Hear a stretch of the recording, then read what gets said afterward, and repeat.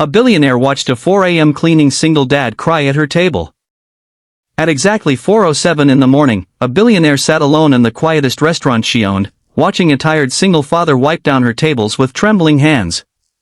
She had seen thousands of people cry before: employees, strangers, even powerful men who thought money could hide their weakness. But this was different. The man wasn't crying because he had lost his job, been insulted, or suffered some business failure. He was crying because, while cleaning a table nobody had used in hours, he had found something underneath it that reminded him of the one promise he was terrified he might not be able to keep. His name was Marcus Ellery, 36 years old, a single father who worked the overnight cleaning shift at the restaurant to make sure his 8-year-old daughter, Sienna, had a roof over her head.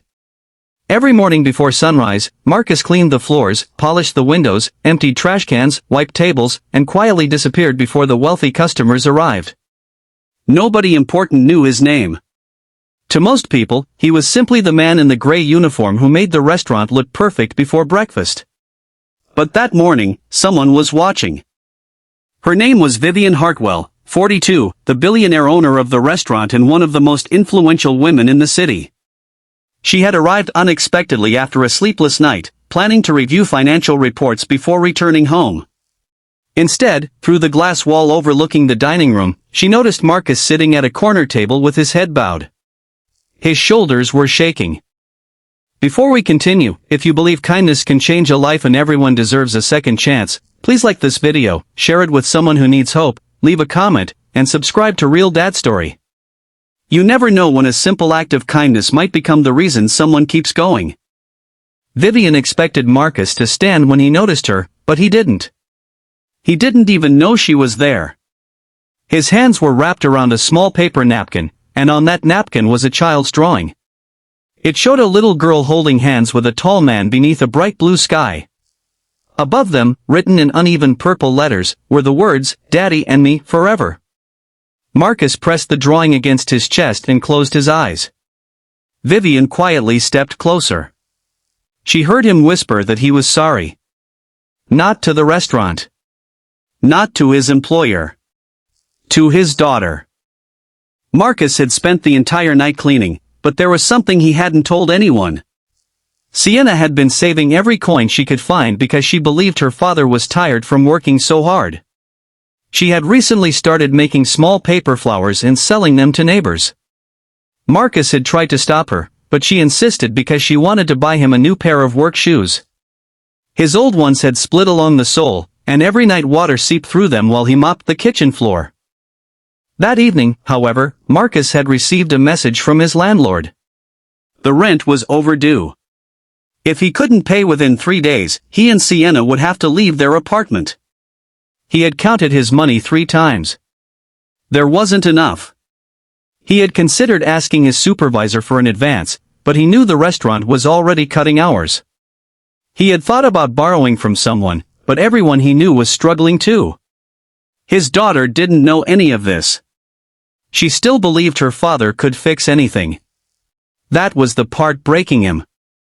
Marcus had promised Sienna that she would never have to worry about losing their home. And now he was afraid he had lied. Vivienne stood several feet away, frozen. She had spent her entire life believing money solved problems. If a building needed repairs, she paid for them. If a company was failing, she bought it. If someone needed medical treatment, she wrote a check. Yet this man had something money couldn't immediately buy. He needed to believe he was still a good father. Vivienne finally approached the table. Marcus quickly wiped his eyes and stood, embarrassed. He apologized for sitting down during working hours and tried to explain that he was only taking a short break. Vivienne told him he didn't need to explain himself. Then she asked whether the drawing belonged to his daughter. His expression changed immediately. For the first time that morning, Marcus smiled. He told her about Sienna. He explained how she loved astronomy, how she could name nearly every planet and constellation, and how she had a habit of leaving little handwritten notes inside his lunch bag. He said that every night before leaving for work, he kissed her forehead while she slept. Sometimes she woke up just enough to whisper, "Come back safe, Daddy." Then Marcus looked down. He admitted that he was scared. Vivienne asked why. Marcus told her the truth. He was afraid that one day Sienna would wake up and discover that love wasn't enough to keep a family together when there was no money for rent, food, school, or electricity. Vivienne felt something inside her crack. Because suddenly she remembered herself at 8 years old. She remembered sitting in a small apartment with her mother after her father had disappeared. She remembered her mother working double shifts. She remembered pretending not to be hungry so her mother could eat. She remembered promising herself that if she ever became rich, nobody she loved would ever have to feel that fear again. She had become a billionaire. And somehow, she had forgotten why.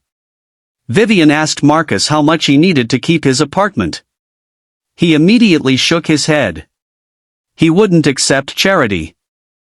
He said he needed work, not pity. That answer surprised her. So Vivienne offered him something else.